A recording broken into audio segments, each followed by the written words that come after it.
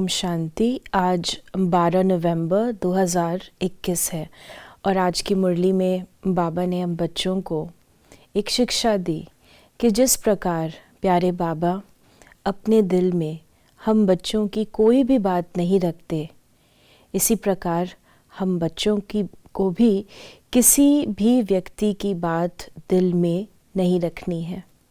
स्वयं के चित्त को साफ रखना है।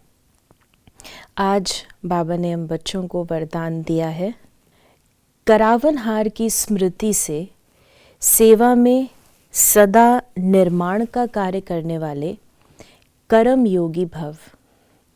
बाबा ने हम बच्चों को कर्म योगी भव का वरदान दिया। बाबा ने कहा कि कोई भी हम कर्म करते हैं, लेकिन वो कर्म केवल कर्म ना हो, लेकिन कर्म योगी की स्टेज से किया गया कर्म हो। कर्म अर्थात व्यवहार और योग अर्थात परमार्थ। यानी हम एक्शन में तो आते हैं, व्यवहार में तो आते हैं, लेकिन किसके लिए आ रहे हैं? ईश्वर अर्थ ये कार्य हो रहा है।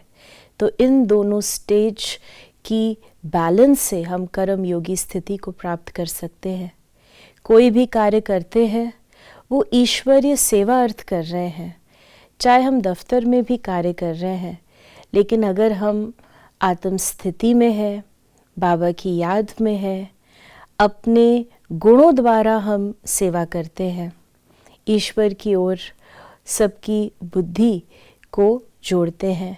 इसी प्रकार अगर हम घर में भी घर का कार्य कर रहे हैं, तो हम उसे केवल कर्म न समझें कि ये मेरा काम है, लेकिन उसमें भी हम ईश्वरीय स्मृति में रहते हैं।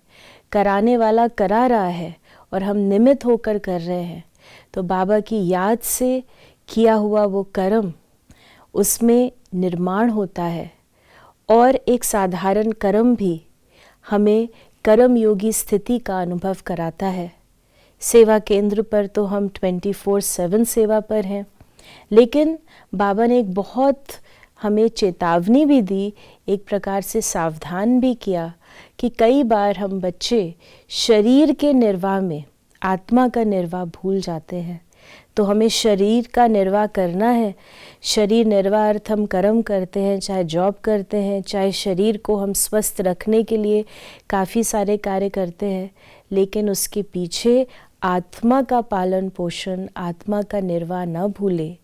हमें वो मंत्र याद रहे जो बाबा ने हमें सदा दिया है कि मैं निमित्त हूँ, कराने वाला करा रहा है, और जहाँ करावनहार की